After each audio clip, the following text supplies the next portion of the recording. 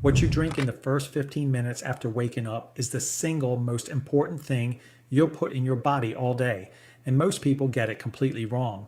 Because between the moment you fall asleep tonight and the moment you wake up tomorrow, you're going to lose up to a full liter of fluid, and with it, a real amount of sodium.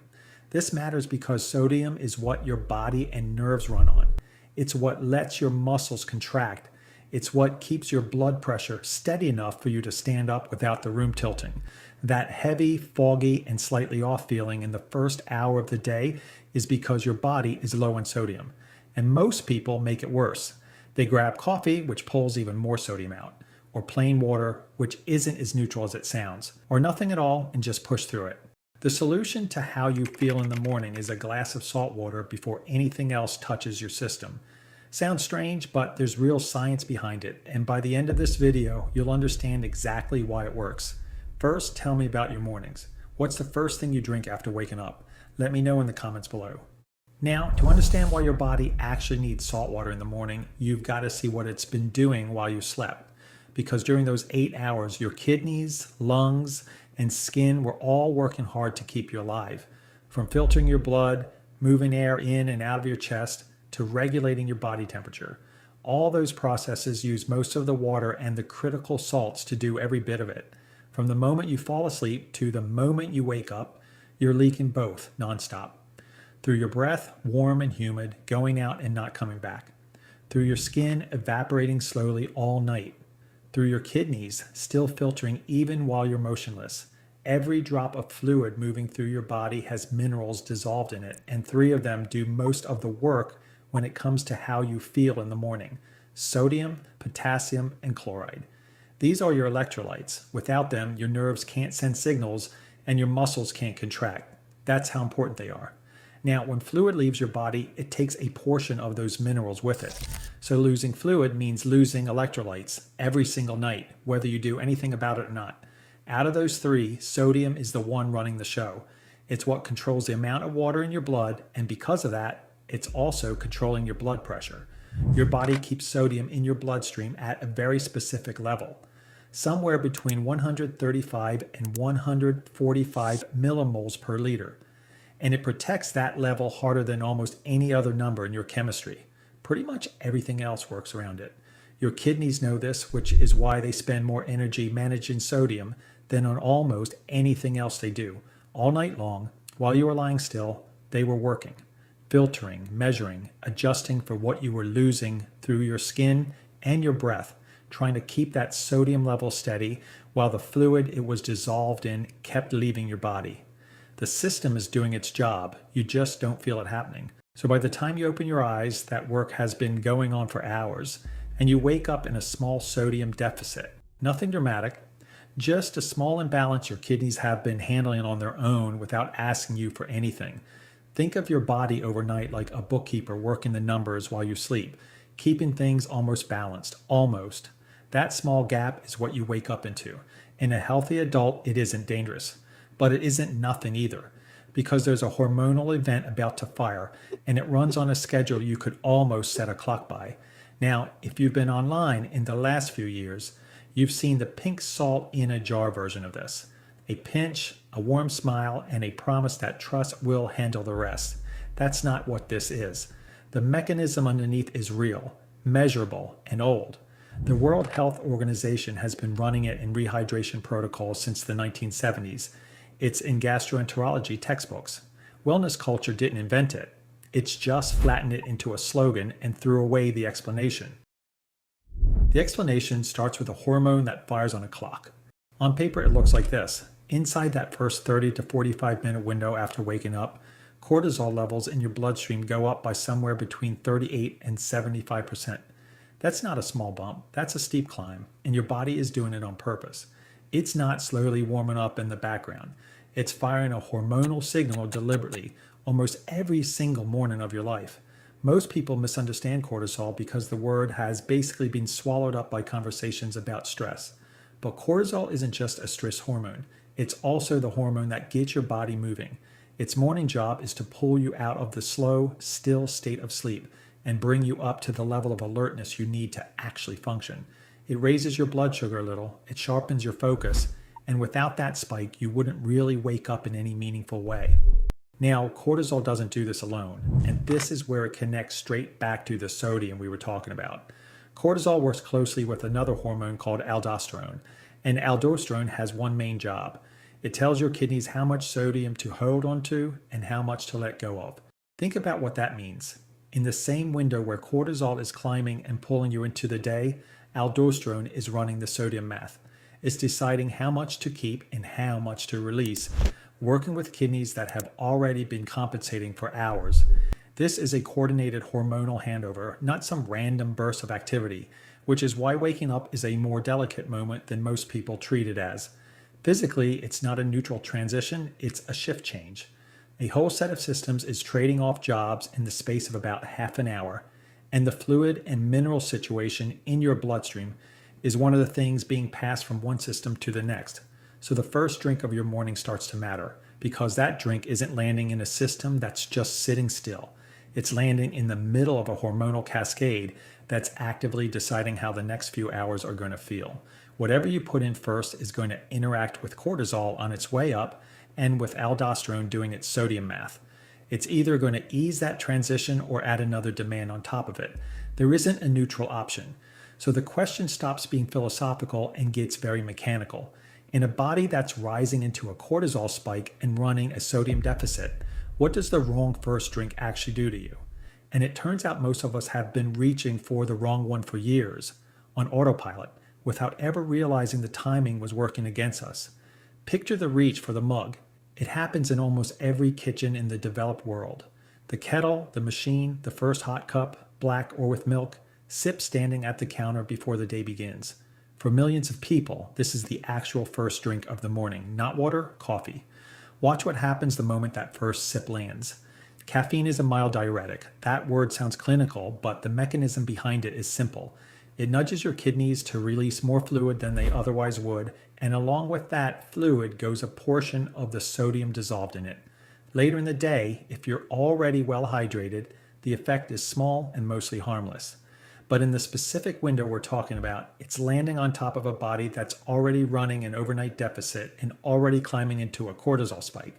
You're not starting from neutral, you're starting from behind. So the coffee isn't just waking you up, it's widening the gap the night has already opened.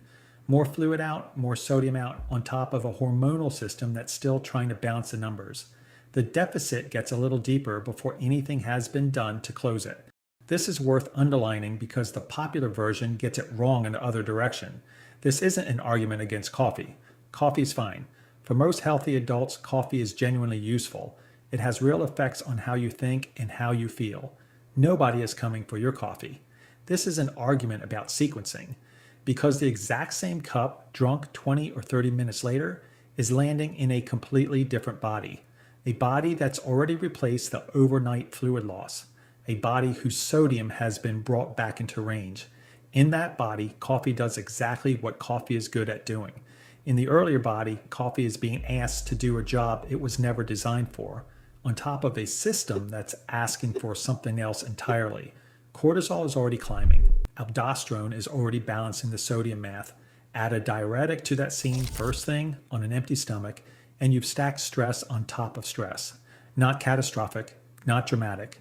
Just a small mismatch between what the body is asking for and what it's being given repeated every single morning of an adult life. So the next question is the obvious one. If not coffee first, and if not nothing, then what? You might reasonably guess plain water. It seems like the safe answer. But plain water on an empty stomach in a body that has just spent 8 hours losing salt is not the neutral answer most people think it is. And the reason for that goes all the way down to the level of individual cells in your small intestine. The physics behind this is something most people never get to hear, because this is where the salt water story stops being folklore and starts being actual cellular transport. There's a mechanism in the lining of your small intestine called the sodium glucose co-transporter. That's a mouthful, so hold on to this picture. On the surface of the cells that line your gut, there are tiny molecular doors. Water can drift across those cells slowly on its own, mostly through simple diffusion. But when sodium and a little glucose are present, those doors actively open and water gets pulled across into your bloodstream far more efficiently than it would move by itself. The way it moves is worth slowing down on. Sodium creates a small chemical current across the cell membrane, and water follows that current the way water follows any gradient, downhill quickly without needing to be pushed. This isn't a matter of belief, it's osmosis, running on a molecular pump that's been mapped out in gastroenterology textbooks for decades at places like Johns Hopkins and the Mayo Clinic. Sodium isn't what the water carries. Sodium is what pulls the water in, which changes the whole question. Plain water without sodium is a truck with no driver. It gets where it's going eventually, but nothing is actively bringing it inside. Water with a small amount of sodium is water your intestine can actually deliver quickly into the exact bloodstream that's running the deficit. Now watch what happens when you drink plain water instead. First thing, in a body that's just spent 8 hours losing salt. The water lands in your gut. It moves into your bloodstream slowly. And because there was already less sodium circulating than there should have been, the water dilutes what was left. The concentration drops a little further. Your kidneys, still in compensation mode, now have another problem to solve. In healthy adults, this rarely causes anything dramatic. But there's a word worth knowing for the more extreme version of this. Doctors call it hyponatremia, low blood sodium, and its symptoms are the ones people casually blame on being tired. Headaches, fatigue, brain fog. A dull, unfocused morning nobody connects back to the glass of water they drank an hour earlier. The striking part is that none of this is new information. Cholera treatment tents in the 1970s were already running this exact mechanism at scale, saving hundreds of thousands of children a year, long before most of the public had ever heard the word cotransporter. The physiology was doing the work. The vocabulary just hadn't caught up. And the second half of that salt molecule, the half almost nobody talks about, is doing a completely different job somewhere else in your body. That second half is chloride. And chloride is running one of the most important processes in your digestion. Table salt isn't just one thing, it's sodium chloride. Sodium on one side, chloride on the other. We've spent most of this video on sodium because sodium is what runs the fluid side of things. But chloride has its own job, and its job is happening in your stomach. Chloride is one of the two ingredients in hydrochloric acid. That's the acid your stomach uses to break down protein, and it's the acid that kills most of the pathogens riding in on the food you eat. That acid doesn't just appear out of nowhere. The chloride in it gets pulled from your bloodstream by the cells lining your stomach, and those cells need a steady supply to keep producing it. So having enough sodium chloride in your diet supports having enough acid in your stomach, which reframes something people usually assume is unrelated. Sluggish digestion, that heavy feeling after eating protein, a stomach that seems to just sit on food instead of moving it through. Not always, but sometimes the missing ingredient isn't fancier food or another supplement. It's the plainest one on the shelf. One honest caveat here, don't go dumping a spoonful of salt into a sensitive stomach. Timing matters, dilution matters. The whole point is a small amount of salt in a full glass of water taken on an empty stomach in the morning. It's not a shock delivered to a raw system. Let's be honest about where the popular understanding of salt got broken, because this is the part that's done the most damage. For most of the last 50 years, public health messaging has told you one thing about salt. Less is better, less is safer. Watch your intake. Read the label. That message came from somewhere real. Researchers studying processed food consumption found people eating 2 to 3 times more sodium than their bodies actually needed. Most of it hidden inside packaged food. They never chose to salt themselves. For people with high blood pressure who are salt sensitive, that excess is a real problem. But the message got flattened on the way to the public. What started as a warning about hidden industrial sodium turned into a blanket rule that all salt is bad. And that blanket rule ignores basic physiology. Sodium isn't optional. Your nerves can't fire without it. Your muscles can't contract without it. Your blood volume can't be regulated without it. The Lancet published a study called Pure with more than 9,000 participants across multiple countries. What it found was a J-shaped curve. Very high sodium intake carried cardiovascular risk, but very low sodium intake carried its own risk, sometimes as much or more. Moderate intake was the safest. The extreme in either direction was the actual problem. So once you strip away the wellness packaging, an evidence-based version of this practice actually looks like this: 300 to 500 milliliters of warm or room temperature water, roughly a quarter teaspoon of quality salt stirred into it. Sea salt or Himalayan works fine. The trace mineral differences people argue about online are nutritionally minor. What actually matters is the sodium chloride itself, and any decent salt from the store gives you that. Drink it within 15 to 20 minutes of waking up, before coffee, before food. That's the specific window we've been building toward this entire video.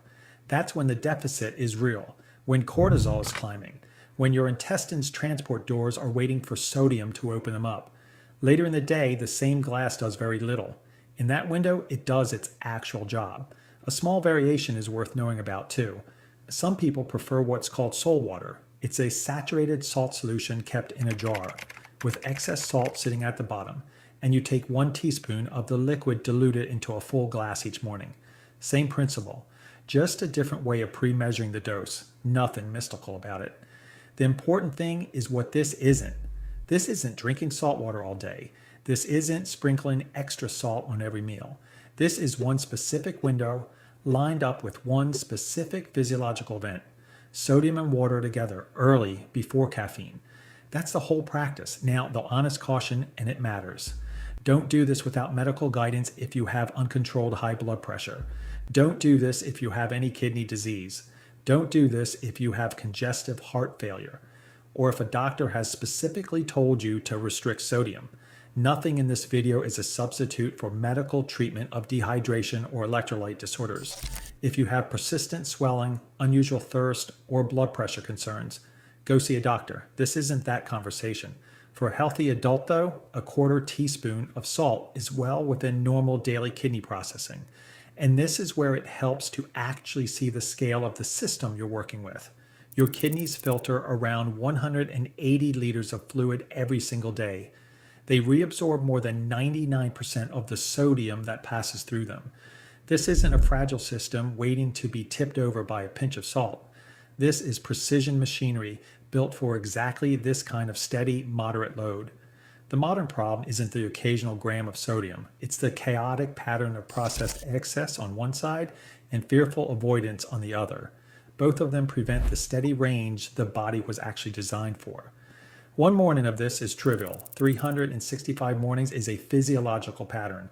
That's a reframe we're sitting with, because the case for this practice was never about a single dramatic glass of water. It was about a small daily correction, repeated consistently, that keeps the sodium fluid cortisol system operating in the steady range it was designed for, instead of lurching between extremes every morning of your adult life. So what do people actually notice, honestly, when they run this for a few weeks? Not miracles. Not the language wellness culture wants you to reach for. Steadier morning energy. Less of the mid-morning crash that used to feel like a personality trait. Less of a dependence on coffee for that initial jolt. Fewer of those foggy mornings where the day takes 45 minutes to actually start. Nothing you put on a billboard. Just what the physiology predicts you'd feel when the deficit stops being there. Which is why it stops making sense to call this a hack. A hack implies you're shortcutting the system, getting away with something, finding a loophole. This is the opposite of that. This is doing exactly what the system is asking for at exactly the moment it's asking for it. The reason it works isn't novelty, it's alignment. So sequence the rest of the morning around that. Salt water first, then coffee 20 or 30 minutes later, once the fluid and sodium have been restored. Then food, whenever you normally eat. Same drinks, same day. A small shift in the order of operations, and a meaningful shift in what your body is being asked to do while cortisol climbs. You're not just drinking salt water, you're giving your body what it was already asking for. Thanks a lot for watching, and if you want more breakdowns like this one, the kind that hands you the actual mechanism instead of a slogan, then subscribe to catch my next video. Peace.